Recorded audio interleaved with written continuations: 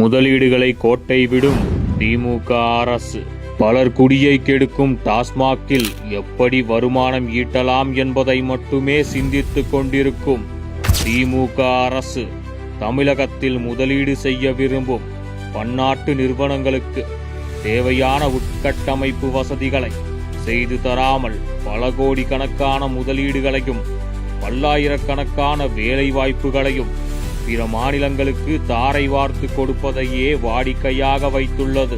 சமீபத்தில் கூட தமிழகத்திற்கு வரவேண்டிய பாக்ஸ்கான் HCL நிறுவனங்களின் சுமார் 3700 கோடி மதிப்பிலான முதலீடுகளும் உத்தரப்பிரதேச மாநிலத்திற்கு கைமாறிவிட்டதாக வெளியாகியுள்ள செய்திகள் மிகுந்த ஏமாற்றம் அளிப்பதோடு ஆளும் அறிவாலய அரசின் நிர்வாக லட்சணம் என்ன என்பதையும் நமக்கு வெளிச்சம் போட்டு காட்டுகிறது.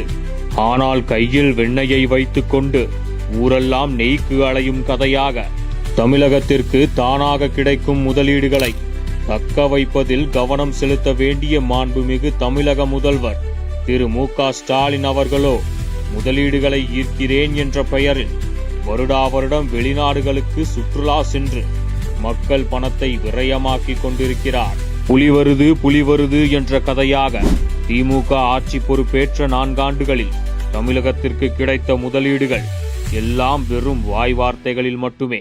அது குறித்த வெள்ளை அறிக்கையை வெளியிடச் சொன்னாலோ அல்லது ஆண்டுக்கு 10 லட்சம் வீதம் 5 ஆண்டுகளில் 50 லட்சம் வேலை வாய்ப்புகள் வழங்கப்படும் என்ற திமுகவின் தேர்தல் வாக்குறுதி எண் 185 என்னவாயிற்று என கேள்வி கேட்டாலோ முதல்வரிடம் பதிலில்லை.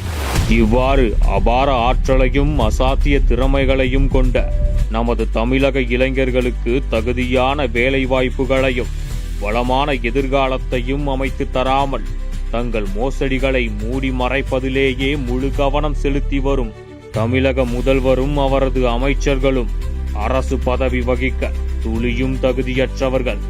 நமது இளைஞர்களின் வேலை வாய்ப்பு கனவுகளை தொடர்ந்து தகர்த்து வரும் இந்த ஊழலாட்சிக்கு வரும் 2026 முடிவு கட்டப்படும்.